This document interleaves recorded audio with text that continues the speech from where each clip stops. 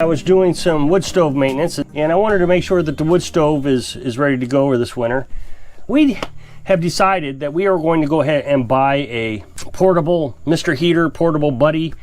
We owned one when we were nomads, and that runs off propane. We decided we were going to do that as kind of a backup. There are times where this is going to have to go down for maintenance in the middle of the winter.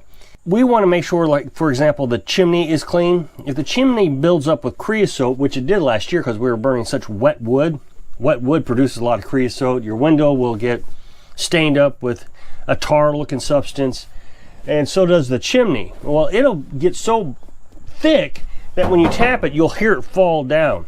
Well, that does two things. One, it's very dangerous. It can catch on fire. It's very flammable.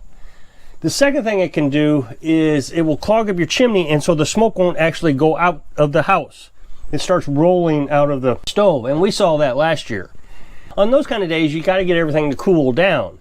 So on a day that's not very cold, hopefully like in mid-December, we'll be able to shut down the wood stove for a day, use the Mr. Heater portable buddy, which does have an oxygen sensor on it. So if it starts to take all the oxygen, that means more carbon monoxide is building up, and it'll shut off on its own. So it's a little bit safer.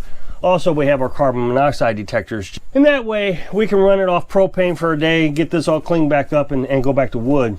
Also, if something were to happen to the wood stove, for example, the glass break on the stove, they give us a chance to get it fixed, and we'd still have heat. I wanted to fix the seals on the door frame here. So I replaced, well, I didn't replace it, I actually used the same one. I've ordered a new one, but what I found was when they installed this one, they stretched it out. And when you stretch out these seals, they become thinner. So you can stretch it out and it becomes thinner. Well, they stretched it out and it got real thin. So what I did was I took it out, put it back in, and packed it in a little bit more tightly. It left a little gap here, right here, it left a little gap. So I was able to fill that in with this. That worked out pretty good. And then I took a little flat piece that I have, these little thinner pieces, and I wrapped it all the way around the stove. And now it's very tight. It's actually a little difficult to close the door. It takes a little bit of pressure, but I'd rather have to struggle with getting the door closed than having a leaky stove, because it makes the firewood burn faster. Then the test that you're supposed to do is you stick a dollar bill in between here and the door, you close the door, and if you pull the dollar bill out, then obviously air can pass through it. Well, now you can't pull the dollar bill out. It's sealed in there very well. You want to make sure that the seal at the window, you can't pull a dollar bill out there also. So that one's a little bit more difficult because you actually have to take the window out and put a whole bunch of dollar bills around the seam right here, and then put the window back in. Well, when I put the window back in, I was able to pull out all the dollar bills. So what I did was I went ahead and added another piece, just like I did here, of gasket material.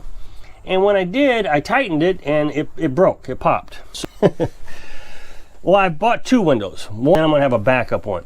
That way, if it breaks in the middle of the winter, I don't have to wait around a week waiting for the window to come in. And that's even if they have them in stock. The thing I learned after I broke it was you're not supposed to over tighten these. So it's contradiction. You don't want air leaking through it, but on the other hand, if you over tighten it, as the metal on the door starts to expand and contract, even if you don't break it while you're installing it like I did, the expansion and contraction can break it. So you actually are not supposed to tighten it. So what I'm going to do is the gasket material that I put on here comes with glue, and I've got a little bit left in this tube. I'll finish that off. I got a full tube here, and what I'll do is after I get the window put in, I'll put a bead of this glue right there at the window, and that way it'll seal it up and I won't have to over tighten it. I'll probably, if I got enough glue, do it on both sides. I suspect that if I do it on the inside, that it probably won't last very long. I think this is good up to 1,000 degrees or something. It may get too hot in here and it may just chip off, but on the outside it'll do just fine. That way I don't have to over tighten and I still get the seal that I'm looking for. It seems to me it's a bad design. I don't understand why you have multiple instructions contradicting each other. Okay, so I've got the new glass, and it came in one piece, so that was a big bonus. And it comes with a new sealing gasket that I got to put around here. It's got a little sticky tape on it, and so I'm going to put that on. First thing you got to do is you got to clean that off. It comes with instructions, and it says I'm supposed to take the door off, but that does not look like an easy task, and I'm not overly concerned about dropping the window. That's why they want you to take the door off. They want you to lay it on a flat surface so you have a flat surface to work on. I don't think that's going to be a problem. When I did it last time, I was able to hold the glass without breaking it.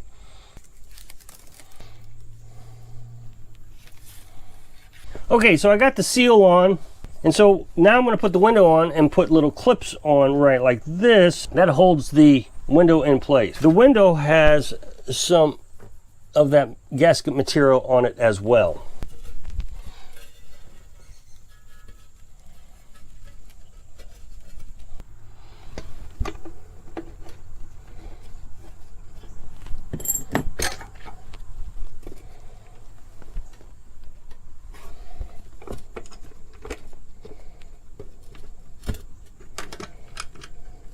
Okay, before I put all the clips on the door, I got the bottom one on.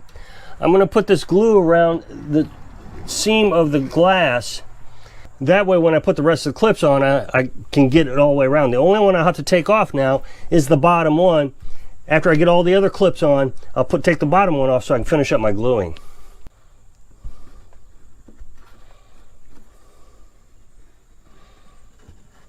Okay, so I got the window installed, and I got some seal all the way around the window on both sides now.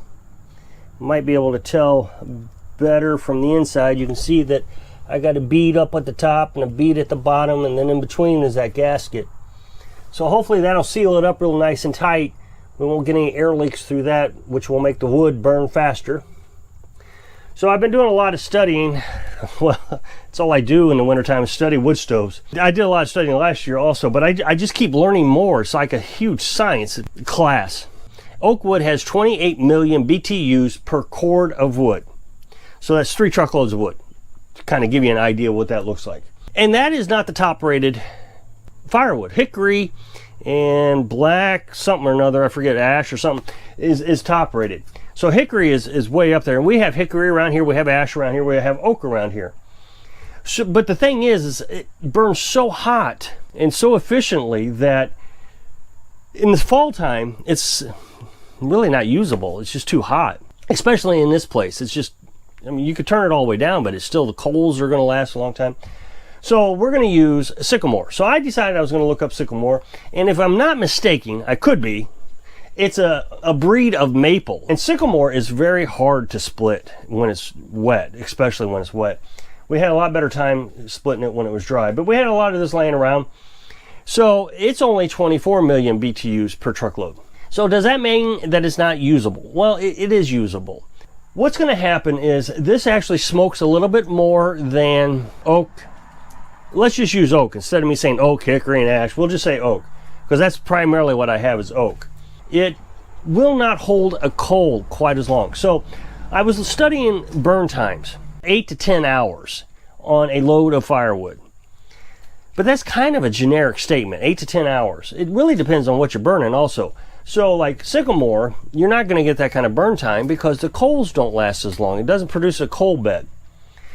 Burn time means from the moment that it ignites and can produce a flame on its own to the moment that the coals are at such a point that you can no longer throw another log on it and catch on fire. It's a 78% efficient stove. It's a Wood Pro. They don't even make these anymore. You can still buy them.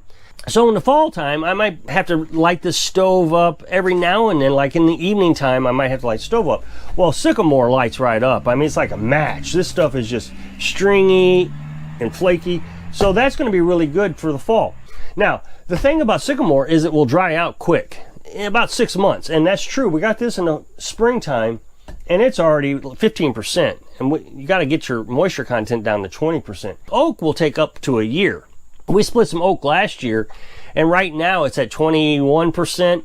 It's burnable. I'd like to have it at 18-20%, somewhere around there. So I'm thinking by December time it will be ready, and that has been over a year now. Last August, a year ago August, this is October, we cut that up, and here it is, 14 months later, and it's still not quite ready. Walnut is much the same. Walnut's got a little bit higher BTU rating. I think it's 26 million BTUs per cord. And so we'll go into that into November. The problem I have is I don't want to have to get up in the middle of the night to put more firewood in. The thing is the firewood here, when I put the vent all the way in, it will heat this place up so hot that we have to open the windows. Well, in the middle of the night, we open the windows. Then as the fire burns down and goes into coals, if we don't shut the windows, then it gets really cold in here. So we're just throwing more logs in. And I'm really trying to preserve how much wood we use. I don't want to use more than a cord of wood a year. So I got to get in this mentality, instead of throwing more wood in, shut the windows, let the coals keep us warm until morning time, and then I can throw more wood in. So I hope I can inspire you to research your dream. Thanks for watching.